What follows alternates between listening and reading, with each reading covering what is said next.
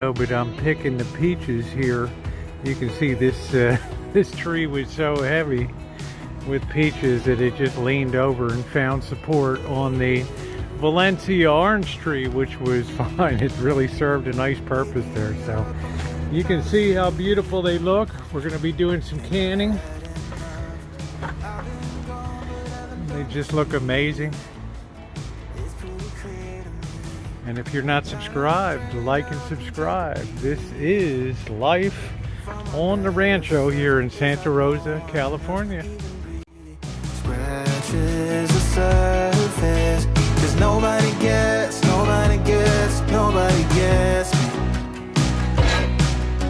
I'm looking for faith, looking for love in every direction. I'm looking for someone to show me the way when my map is torn up. A light when my torch is blown out. Let me escape. Good morning, everybody. I've got the battleships of the Pacific Theater in World War II on. That means that it's going to be a battling day here in the kitchen because, well, it's that time of year. The peach harvest is coming, and I guess I harvested about maybe 70 pounds, 65, 70 pounds of peaches yesterday. I'll have the video coming up of the update on the Rancho. You'll be able, if you didn't see the YouTube short, that peach tree was just loaded. That thing was just weighed down with so many peaches. I don't know how that tree carried all those peaches. But today, we're going to be doing it. I've done it before. I've got all my glassware that I already washed here, my pint jars and I guess the pint jars that I have there, and I don't know how much we're going to end up putting up in the way of canned peaches, but I can use them through the year. Everything from adding them to pancake batter to making cobblers, pies, and having them as a accoutrement and accompaniment to things like pork chops. But the first thing I need to do is sort them out and wash them. The ones that pardon my Baltimore accent, we're going to wash them, clean them up good. I want to put them in some water, get them cleaned up a little bit. Only the ones that I want to use for canning. I want to put some aside for making a cobbler, and some just aren't quite ripe enough yet. So it's worth doing the sorting. So today we're going to be filling this side of the sink, which has already been sterilized, boiling water poured on it, soaped and cleaned, and everything else over there. And we're gonna sort out, and we're gonna put the ones in there that are ripe. I classify them. They have a little bit of color. They have a orangish blush to them, yellowish orange, and these should be perfect. So that's the first thing I'm gonna do is sort through 60 pounds of peaches here.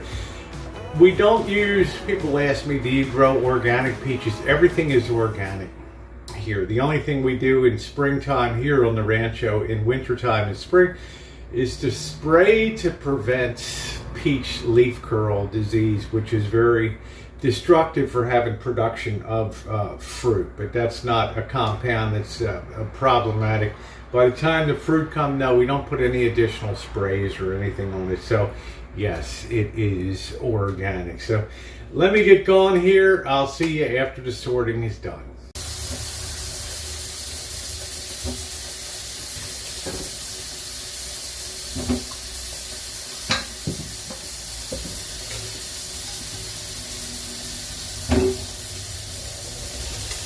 I'm also giving them a little bit of a squeeze test too.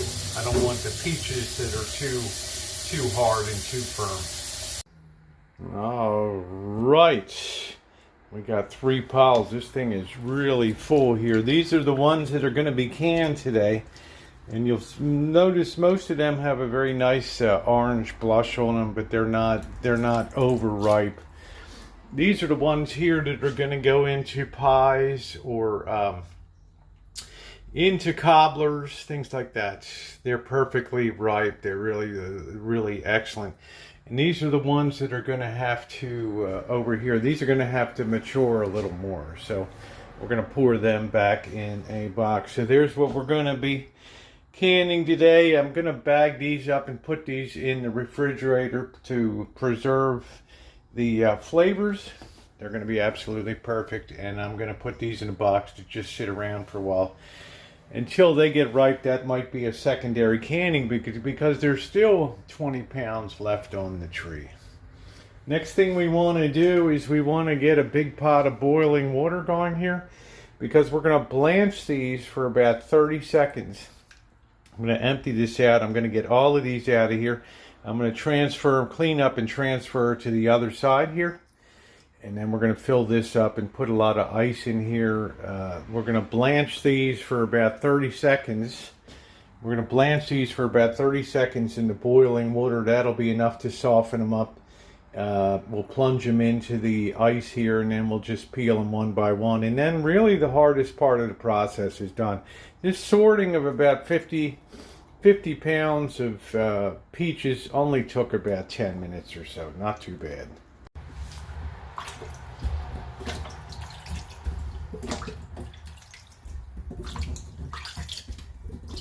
It's always good to wash your fruit before you're going to do anything with it. You can see the water has a lot of accumulated dirt and things. I'm going to spray this also with the sprayer.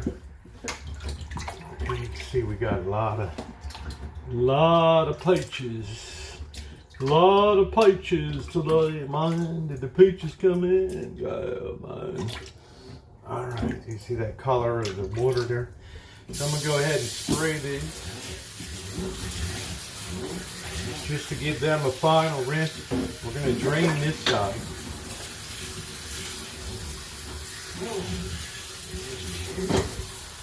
All right, that should be good. We're going to drain that side, and then we're going to get our water to boil in here. Okay? All right. So what I'm doing now, I'm filling this back up. I've drained it. All our cannibal peaches are here. I'm going to fill this up again and put some ice in. And here I have my wok that's being heated up.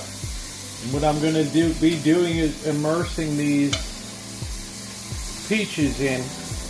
Once this gets to a good boil, and you leave them in for about 30 seconds to a minute, then remove them, put them into the cold bath. And then the skin should be very easy to peel off. So it's never perfect, but it's a pretty good way. You can do 30 seconds to 1 minute. So we're heating that up right now. And I like a wok because it gives me a very wide area. I can wear my oven mitts safely and lower and raise this, okay? A regular pot is just too constricting. You can do it if you do it carefully.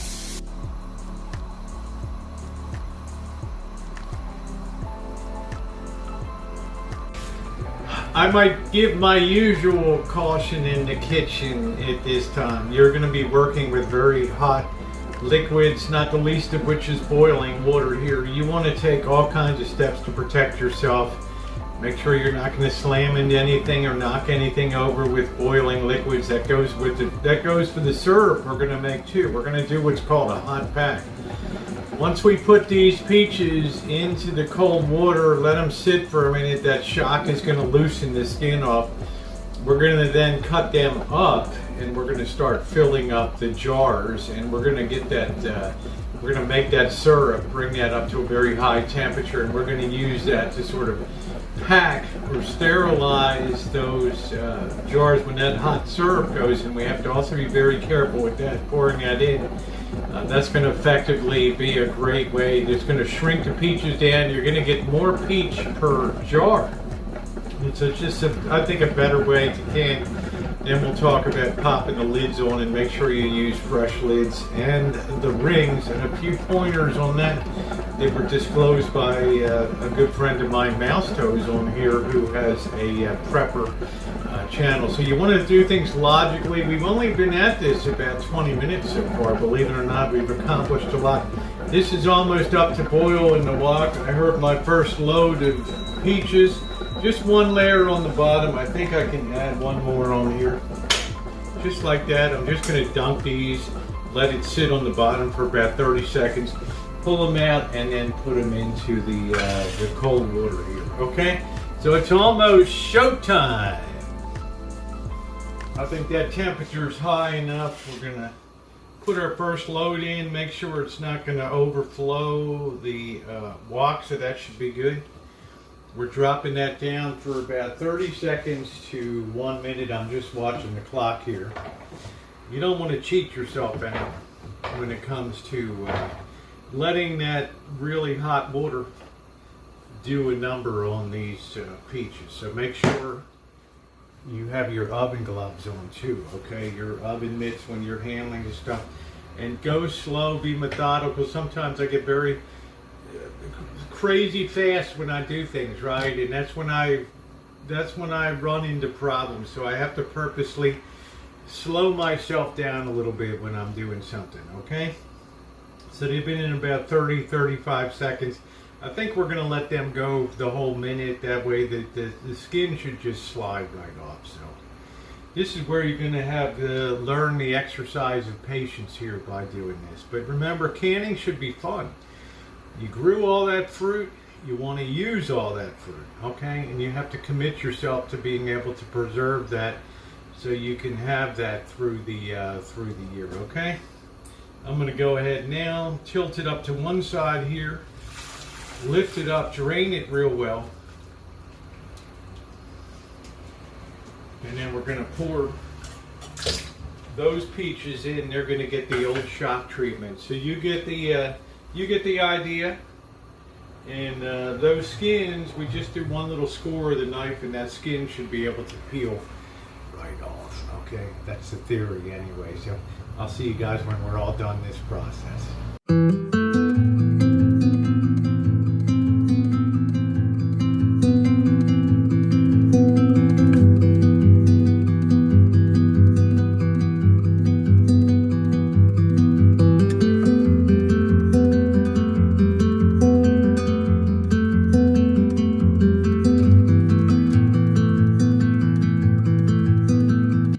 For our next part of the process here, that's all done. It didn't take that long. It took about a half hour.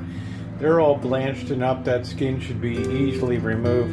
Next thing I do, I have about 30 pounds of, I guess, I don't know, maybe 30-40 pounds of peaches here. So I'm going to make a light syrup.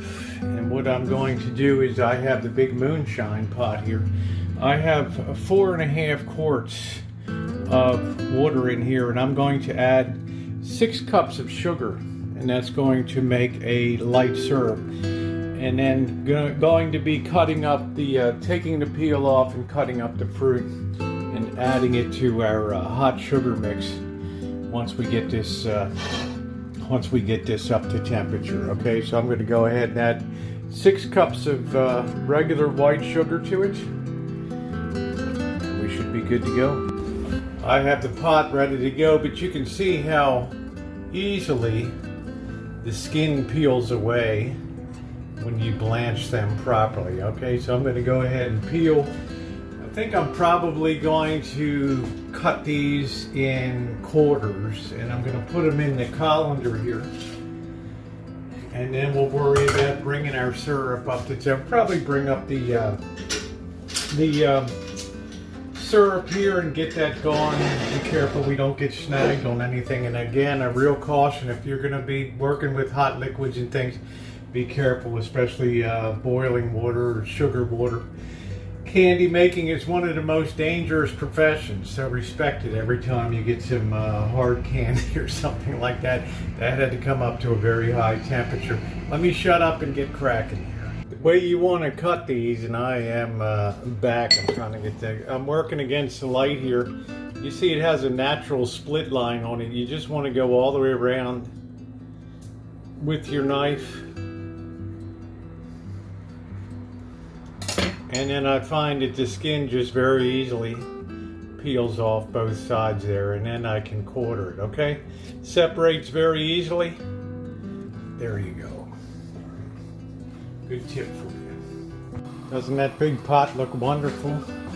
Full of all the fruit that we peeled and processed. So we're coming to sort of the end of the hard work is now over. We're going to take this whole pot of peaches up to a boil for about 5 minutes. That's going to shrink the peaches a bit, so we'll get more in per jar. And after that, I've already started the other pot here, which will be the hot water bath. And we're going to take these about 30 minutes underwater here, fully submerged. We can probably get 6 or 8. I don't know. We might double them up. I'm not sure. I think before I had a cracked one. You have to be very careful with that. That's a very big canning pot there. We're not pressure canning here. We're just boiling water baths. So okay. So we're gonna let that come up to a boil. I'm gonna wipe the counter off real well here, and we're gonna get the all of the jars put out.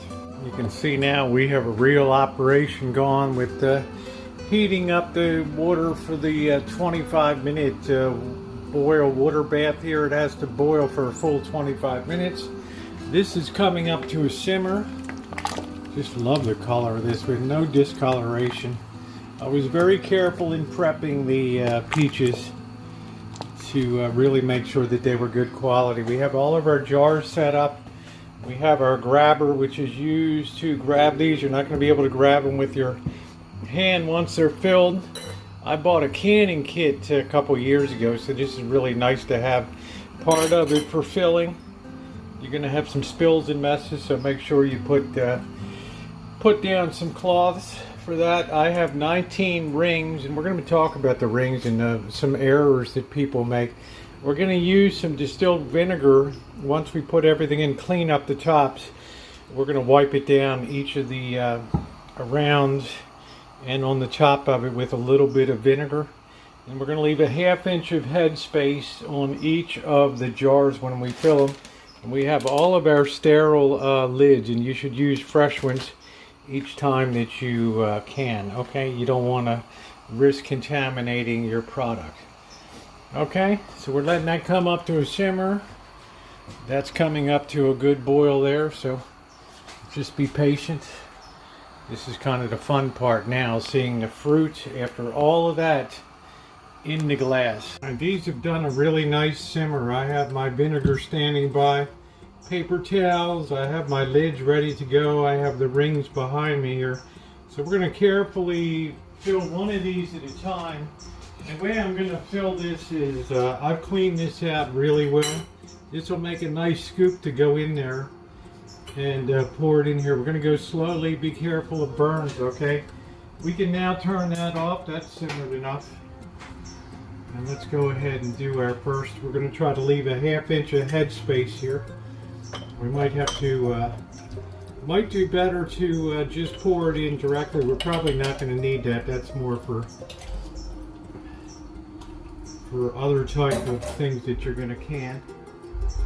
And we're trying to save the syrup towards the end if we have to chop it. And I'm leaving a 1/2 inch of head space there.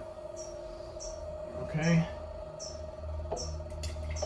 Yeah, it's probably better for me to pour it directly than to mess around the other way.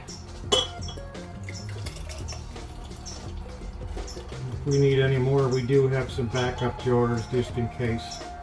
That'll work down to a 1/2 inch of headroom. If you miss, don't worry about it. That's why you have the cloth down, right? We're trying to make sure we actually get the peaches in there, so I'm kind of straining a little bit as I'm pulling out the peaches here. Once again, we're trying to maintain about a half an inch of head space here, which is very desirable. Okay, we're just gonna keep going along and keep filling them up. This is kind of the fun part of the process where it all pays off. Okay, I got that first batch filled up. I'm going to take my vinegar. I'm going to take a paper towel. I'm going to wet that really well, and then from the back I'm going to wipe down each of these all the way around. That's going to give a good seal on these, okay? Very important to wipe that. Don't be cheap with the vinegar. Alright. Because you're going to have some overflow on the side. You don't want to have a sugar seal on there. You want that to be a nice surface, because if you close that up with that hot sugar, you might actually find it extraordinarily difficult to get the top off in the ring, okay?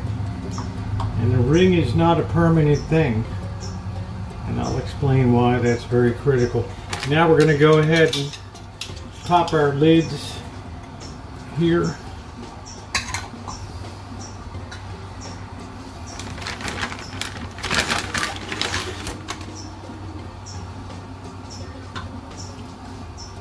All nice, fresh, clean.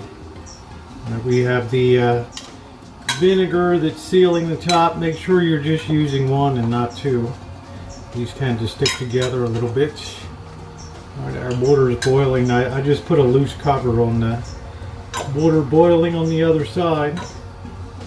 We're probably going to need about 6 more, so we'll probably do 25 pints altogether. That was a double there. I'm making sure I don't have any doubles on here. And there we go. Now we're going to put our rings on. A lot of people make the mistake of putting the rings on too tightly. You don't want to put them on super tight. Just nice and snug, okay? Start at the back. One. We got...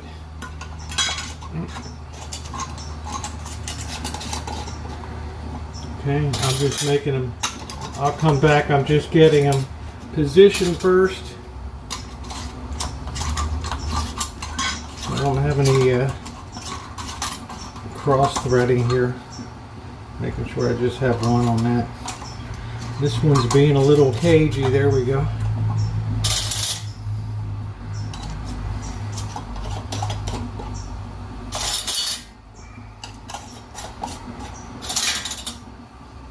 And I think our water is just boiling good on the other side, so we're going to probably be perfect. Yeah, we're just about boiled on the other side there.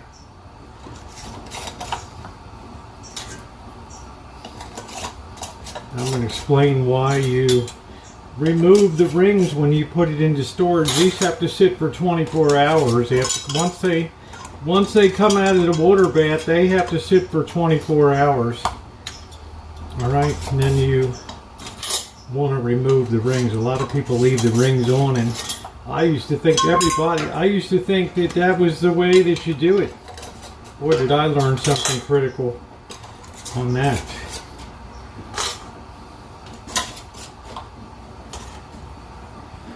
Alright.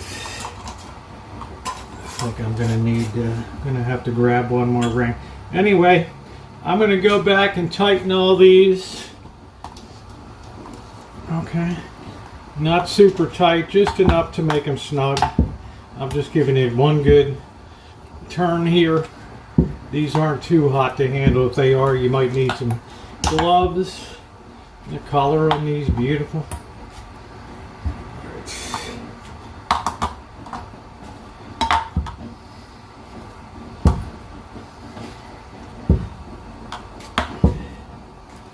Get that nice and snug. We're going to get that. Okay, so I'm going to grab that. I'll be back. In the meantime, I'm going to drop these first 6 or so into the water bath. All right, there we go. I've got the rings on top. I've set them real good. Make sure that you get them pretty tight. And I've gone ahead and put the first batch into the water here. You can see I have 9 in there. All right, we're going to start the timer for 20 minutes. You're going to start to see some bubbles that are expelled out of there, okay? I've gone ahead and put a towel down so I'll know the processed ones, and I want a nice soft landing spot for them. You'll also notice that I moved the boil pot over to this side of the stove. Reason being, I want my distance that I'm lifting the jars to be very close, okay? Because if one of these shatters, there's going to be hot liquid all over the place. So I want to be really careful. Don't grab them too hard when you pick them up. Just get a good firm grip. So we got about 5 minutes or so until this first batch is done processing here. So, man, did we move a lot of peaches today. Okay, we want to be careful with this first batch. That's why you don't want to overdo these when you put them in. You don't want to put them too tight because you have to be able to get the grabbers in there.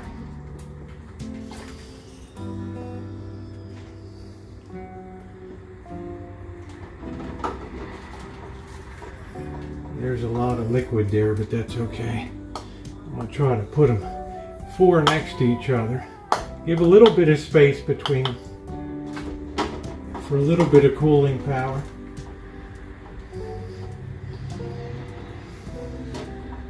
That juice is very good for pies and things. If you're going to make a pie, you use that juice as a starter with less sugar, and you put your cornstarch in it. It does a really nice job. Okay.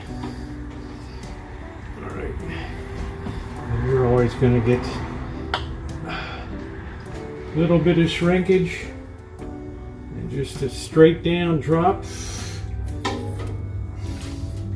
And our first 9, what do we got? 8? Yeah, first 9 are processed. They're going to cool off, and that thing you'll hear some bing, boing, boing as those lids snap on. All right, I'm going to load the next batch, and we'll see you guys when we're done all the processing. What a fun day today in the Rancho kitchen. Yeah, it was started about 10:30. And it's now 3:30. 1, 2, 3, 4. About 5 hours of work. Most of the 1 hour was consumed with boiling, so about 4 hours of work. And we end up with 4 gallons of canned peaches here, which is fantastic. I think it's enough peaches to last for a year for pies, cobblers, serving with meats and things. Peaches are a very, very versatile fruit. Let's talk about a couple things now. You always want to work safely when you're doing this, and I took all the precautions I could to make sure that I wouldn't have any spillage. You're dealing with very hot liquids, so please, please, please be very careful when you do this work. The second thing that I want to mention has to do with, we talked about the rings that go on the peaches. And the question is, should you store these? These are going to sit for 24 hours before they get put away. Should you store them with the rings on? And the answer is no. It may seem counterintuitive to you because we're always used to seeing canned goods that have the rings on them when people remove it from the pantry or go to use it. But there's a very good reason why that you want to. Once these cool down for 24 hours, all the rings are going to be removed. That's going to allow you to do a couple things. Number one, you're going to be able to ensure that you have a great seal all the way around. All right, you may not know that you don't have a good seal if you just put it away with the ring on it. Number two, let's suppose you had a ring that was on that, and 9 months later you go to use some peaches, and unbeknownst to you, you did not know that that seal slightly had a little break in it or didn't seal properly, but the ring concealed the fact that it wasn't sealed properly, right? But if you have it without the ring on it, you're going to be able to tell if it sits on the shelf. You're going to say, oh, it didn't even have a vacuum when I opened it up, right? I mean, no, there's something wrong with it. But if you have a ring, you may assume everything is all good. So you never want to store your canned goods, after you're done canning, you never want to store it with the rings on, because they can be a great indicator of spoilage. Without the ring, you can see if the lid is popped up or something, like something is going on. It gives you a margin of safety. It may not be the most attractive, right, when you we're used to seeing the rings on them, but the professional canners and the people that do this all the time know that it's better to be safe than sorry. Peaches are a pretty high acidic item, so we're not at risk too much, but it's just good. It's just good practice to do things the right way. And not having them stored with rings gives you an edge to see if there was any kind of problem in storage. Okay, so that's the thing we want to do. I want to thank you guys for being here. 4 gallons of peaches, and we're going to be able to do a lot with them. I have more peaches to be pulled. I'm going to be making peach cobbler coming up and some other items too. We're going to might even make peach ice cream. Who knows? But if you're not subscribed, please subscribe and hit the bell for all notifications. We do a lot of different stuff on this channel and have for well into our 12th year of operating here on YouTube now. Metal detecting, vintage audio, travel, epic live streaming all over the place.